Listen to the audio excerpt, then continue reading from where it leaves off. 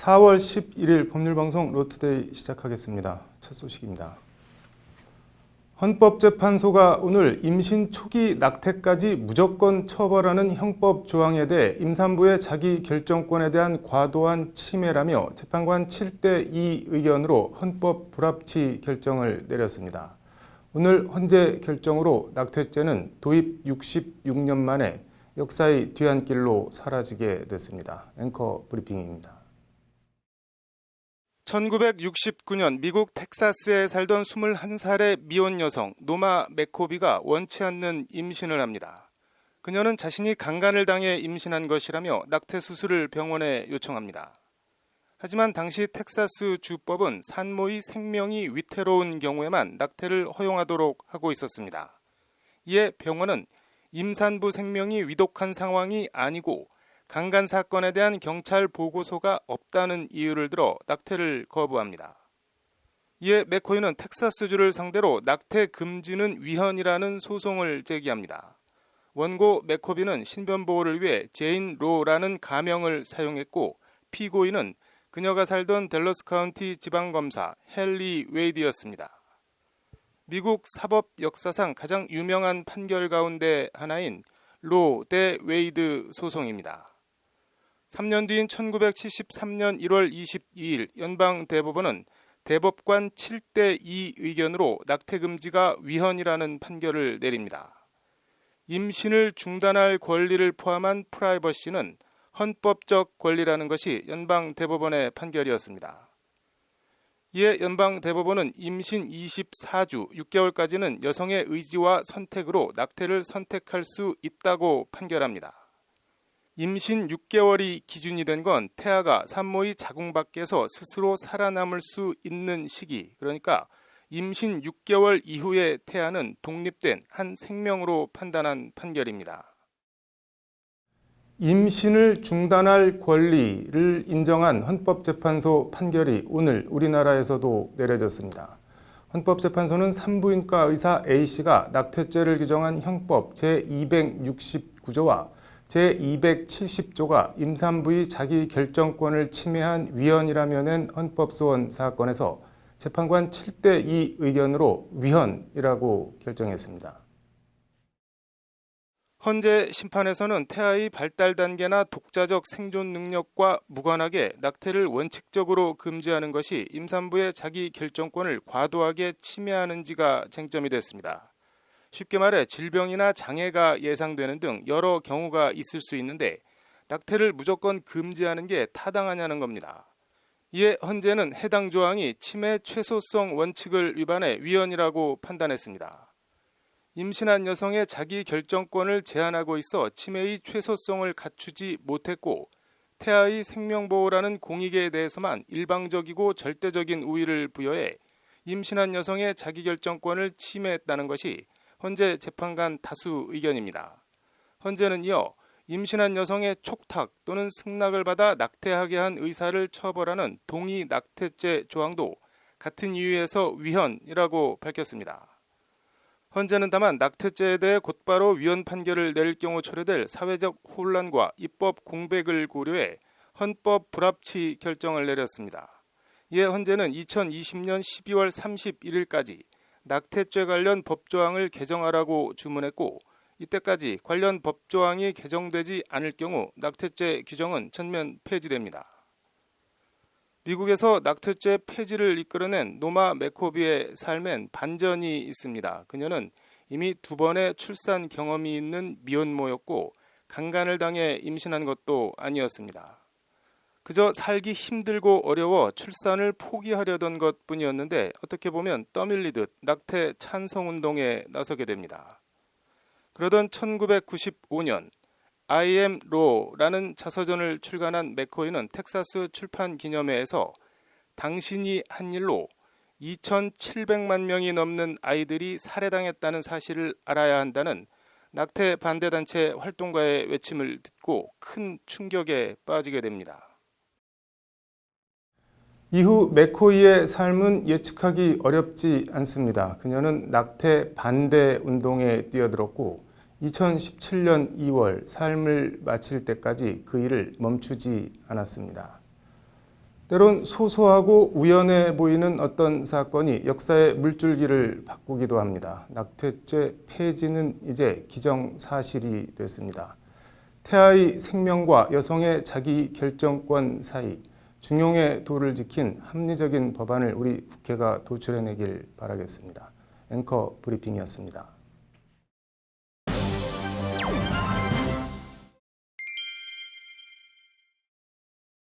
회사 임직원이 부당 노동 행위를 한 경우 회사도 벌금형으로 처벌하도록 한 것은 헌법에 어긋난다는 결정이 나왔습니다.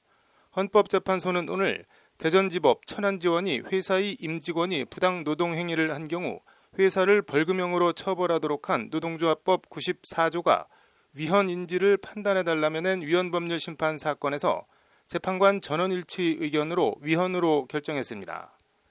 자동차 제조업체 A사는 이 회사 임직원들이 회사 노동자들의 노동조합 조직, 운영에 개입하는 등 부당 노동 행위를 한 혐의로 기소되자 노동조합법 94조에 따라 함께 기소됐습니다. 노동조합법 94조는 회사 임직원이 불법 행위를 한 경우 회사도 함께 처벌하는 이른바 양벌 규정을 적시하고 있습니다. A사의 1심 재판을 맡은 대전지법 천안지원은 2017년 10월 이 조항이 형벌의 책임주의에 위배될 여지가 있다며 헌재에 이를 판단해달라고 위헌 법률 심판을 제청했습니다. 이에 헌재는 회사의 의사결정 및 행위 구조, 즉 임직원 등이 저지른 행위의 결과에 대한 회사의 독자적 책임에 관해 규정하지 않은 채 단순히 임직원이 범죄를 했다는 이유로 회사에 형벌을 부과하도록 한 것은 법치국가 원리로부터 도출되는 책임주의 원칙에 위배된다고 판단했습니다. 적어도 회사가 임직원에 대한 관리 감독을 충분히 했는데도 불구하고 범죄가 발생한 경우에는 회사가 형사적 책임을 지지 않도록 해야 한다는 취지입니다. 헌재는 2009년 7월 면책 사유를 정하지 않은 회사의 양벌 규정에 대해 첫 위헌 결정을 내린 이후 일관되게 비슷한 사안에 대해 위헌 결정을 내리고 있습니다. 고용노동부는 헌법재판소의 결정을 존중하며 향후 헌법재판소 판결 취지에 부합하면서도 부당 노동행위 등 노조법 위반 행위를 효과적으로 제재할 수 있는 방안을 마련해 법 개정을 추진할 예정이라고 밝혔습니다.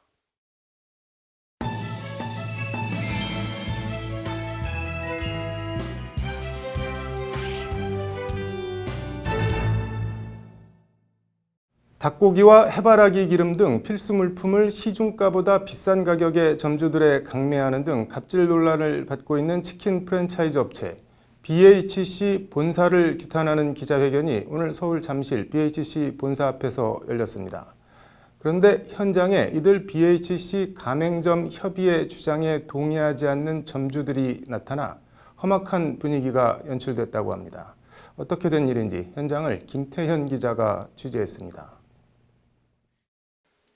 오늘 오전 서울 잠실 BHC 본사 앞, 살기 점점 힘들어진다는 현수막을 든 BHC 점주들이 본사의 각종 불공정 행위를 공정위에 고발하는 기자회견을 열고 있습니다.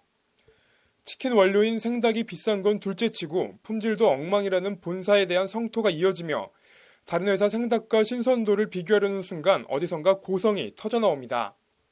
못 먹는 닭이란 얘기하기 말이 돼 지금? 어저께 우리 아들도 먹었어! 본사의 이른바 갑질에 항의하는 점주들로 구성된 BHC 가맹점 협의회에 속해 있지 않은 점주들이 뭐하는 짓이냐며 제지하고 나선 겁니다. 어저께도 저희 아들이 2마리의 닭을 먹었습니다. 과연 저게 쓰레기였다 그러면 저분들이 표현하는 쓰레기 닭이라고 한다면 제가 과연 제 자식한테 앞서 BHC 가맹점 협의회는 민병과 함께 그제 BHC 본사를 공정거래법 위반 등 혐의로 공정위에 고발했습니다. 점주들의 점포 환경 개선 강요, 본사가 제공하는 신선육이나 해바라기 기름 같은 치킨에 없어서는 안 될 필수 품목 구매 강제 등 각종 갑질을 자행해왔다는 것이 BHC 가맹점 협의회 소속 점주들의 주장입니다. 협의회가 생기기 이전부터 이미 수년간 본사에 공급하는 신선육 품질 문제는 있어 왔습니다. 본사에서 공급받는 원재료의 품질상 문제로 고객분들께 클레임이 걸린 사례도. 협의회 소속 점주들은 또 본사의 이런 부당한 갑질에 항의하거나 반발하는 점주들에게 별다른 이유 없이 계약을 해지하는 등 본사가 보복 조치까지 자행했다고 주장합니다. 이에 공정위의 BHC 본사를 고발하고 고발 내용을 설명하는 기자회견을 열었는데 이들의 주장에 동조하지 않는 점주들이 실력 행사를 하고 나선 겁니다. 근데 이분들이 하는 행위는 일부 소수의 주장만을 내세우는 전체 가맹점에 이익이 되지 않는 그런 길로 가기 때문에 이에 대해 협의회 측은 본사가 점주 간 편가르기를 통해 점주 간 대립과 불화를 조장하고 있다고 주장합니다. 점포 운영 시간 강요, 휴무일 제한 등 가맹점들의 최소한 인간적인 삶의 기본권까지 침해당하면서 본사의 압박과 견제로 협의회 내부 갈등, 다른 가맹점 사장님들과의 갈등 또한 갈수록 악화되고 있는. 협의회에 가입하지 않은 점주들은 전국 가맹점주들을 대상으로 설문조사를 해보자고 요구했습니다. 회사의 갑질에 대한 고발 기자회견이 점주 간 진실게임 양상으로 치닫고 있습니다. 법률방송 김태현입니다. 이번 강원도 산불은 사상 최악의 산불로 기록될 것 같은데요. 그런데 이 사상 최악의 산불, 강원도 산불은 어떻게 시작된 것일까요? 누가 낸 것일까요? 가해자 없는 재해, 산불, 법적으로 어떻게 돼 있나 짚어봤습니다. 카드로 읽는 법조 신세아 기자입니다. 지난 4일에서 6일 강원도를 초토화시킨 산불로 축구장 면적의 740배에 달하는 산림이 잿더미로 변했습니다. 사망자 1명과 이재민 800여 명을 낳은 사상 최악의 재해 피해입니다. 이 강원도 산불 발화 원인을 두고 변압기 폭발 때문이냐, 외부 이물질이 전선에 붙은 것 아니냐는 등의 여러 추측이 난무했습니다. 곧바로 경찰은 산불의 발화 원인을 둘러싸고 수사에 착수했습니다. 일단 고성과 강릉 산불 화재 원인은 좁혀지고 있지만 진화에 가장 애를 먹은 인제 산불은 추정만 무성한 상황. 경찰은 실화 가능성에 무게를 두고 있습니다. 즉, 누군가 실수로 불을 냈을 가능성, 사람에 의한 인재일 수 있다는 겁니다. 하지만 여전히 그 가해자는 오리무중입니다. 최근 10년간 전국 산불 발생 건수는 4,316건, 그중 1,792건만이 가해자가 검거됐습니다. 산불 10건 중에 6건은 가해자 없는 재해로 끝이 나버리는 겁니다. 그렇다면 산불 가해자 처벌 어떻게 되어 있을까요? 산림보호법 제53조 5항은 과실로 인해서 발생한 산불이더라도 3년 이하의 징역 또는 3천만 원 이하의 벌금에 처하게 되어 있습니다. 민법 제750조에도 역시 고의 또는 과실로 인한 불법 행위로 손해를 가했다면 손해배상 책임이 있다고 명시되어 있습니다. 법은 이렇게 실수든 고의든 관계없이 산림보호법에 따라 그에 응당한 처벌을 받게 해놨습니다. 하지만 정작 실상은 가해자에 대한 솜방망이 처벌이라는 지적이 잇따르고 있습니다. 최근 10년간 산불 원인의 대부분이 사람에 의한 부주의였지만 그나마도 처벌이 없다는 게 산림청 설명입니다. 여기에 과실범, 초범, 고령일 경우 대부분 약한 처벌에 그친다고 합니다. 지난 3년간 벌금형이 선고된 가해자들에게 부과된 벌금은 고작 186만 원입니다. 산을 불태운 대가 고작 186만 원.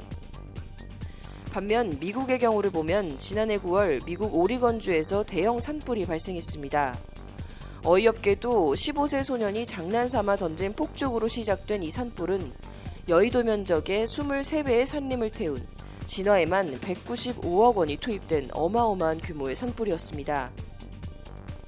최근 미국의 해당 지역 법원은 이 소년에게 3,661만 달러, 우리 돈으로 400억 원에 달하는 손해배상을 하라는 판결을 내렸습니다.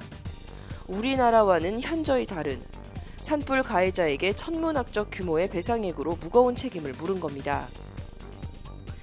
산불로 망가진 산림을 회복하는 데 걸리는 시간은 무려 100년입니다. 사람의 터전은 물론이거니와 동식물의 생명도 순식간에 앗아가는 이 악몽 같은 산불. 불이 진화됐어도 가까이서 화재를 보고 겪은 사람은 우울감과 무기력에 빠지기 쉽다고 합니다. 작은 불씨와 한순간의 장난이 거대한 불길이 되어 산 하나를 통째로 삼켜버리고 엄청난 인명피해와 재산 손실을 가져올 수 있다는 것을 항상 명심해야 합니다. 산에서 흡연이나 쓰레기 소각, 취사 등의 행위는 삼가고 꼭 해야 할 경우 지정된 장소에서만 하는 것이 좋다는 게 환경부와 국립공원공단의 조언입니다. 이들의 말처럼 소중한 자연을 화재로부터 지켜야 합니다. 지키지 않으면 재앙의 원인이 될 수도 있습니다. 법률방송 카드로 읽는 법조 신세아입니다. 네, 이어서 법조계 소식 전해드리겠습니다. 금융위원회가 이미선 헌법재판관 후보자 인사청문회 과정에서 제기된 주식투자 논란과 의혹에 대해 한국거래소에 심리를 요청했습니다. 금융위는 이 후보자의 주식투자를 둘러싼 여러 의혹과 관련해 매매 과정에 문제가 없었는지 살펴보고 있는 것으로 전해졌습니다. 국가인권위원회는 3.1운동 및 대한민국 임시정부 수립 100주년을 기념해 대한민국 인권 근현대사 발간 사업을 추진합니다. 인권위는 이념적 편차가 큰 대한민국 근현대사를 보편적 가치인 인권이라는 관점으로 재해석하고 미래지향적 인권 공동체 구성을 위해 이 발간 사업을 추진한다고 배경을 설명했습니다. 국민권익위원회는 2020년 6월 서울에서 제19차 국제반부패 회의의 준비와 성공적 개최를 위해 국제투명성기구 등 관계기관과 내일 업무 협약을 체결합니다. 법무부가 북한 인권자료의 보존기간을 원칙적으로 영구로 규정하는 방안을 추진하기로 했습니다. 다만 영구 보존 필요성이 크지 않은 자료는 북한 인권 기록 보존소장이 보존기간을 10년으로 지정하되 연장할 수 있도록 했습니다.